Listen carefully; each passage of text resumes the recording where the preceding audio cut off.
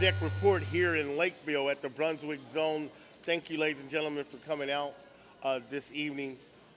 I got to talk about the Minnesota Twins and what needs to be done or what has to be done, because the only way for guys to get consistent at-bats, the only way for guys to play up to their abilities is to be on the field. Minnesota Twins at this point in time have 6 outfielders. That's too many. That's 3 too many. You probably could have 4, maybe 1 that's not going to play and he's just a defensive replacement, pinch runner. That would be Repko. But the 5 other outfielders that the Minnesota Twins have are all quality regulars, average major league players. Kadire, Delman Young, Kubel, Revere, Span, all have pedigree, all are able to play a quality outfield. They're all able to produce for the Minnesota Twins. When you need pitching, they have extra outfielders.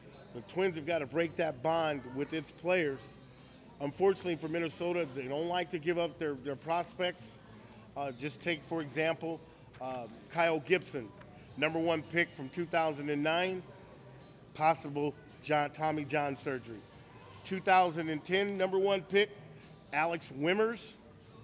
Believe it or not, he's got the Steve Blass syndrome, unable to throw the ball to the catcher. He's wild, ladies and gentlemen. His name should be Ball 4. He's having trouble throwing strikes. The last 2 draft choices, which the Twins so covet, they don't like to give up their draft picks. This is one instance when you hold on to your own, sometimes things happen. And in this case, Tommy John surgery for Mr. Gibson, great possibility. And Mr. Wimmers is unable to throw strikes. He's back on the mound, but he's still walking quite a few guys per innings pitched. And hopefully the Twins can correct this dilemma of this guy not finding the strike zone. Unfortunately for the Minnesota Twins, you have to be able to make trades at the proper time. You've got 6 extra outfielders. Something's got to give. Revere's got more range than Span. They're both #1 leadoff type hitters. I would take Span over Revere, but everybody wants Span.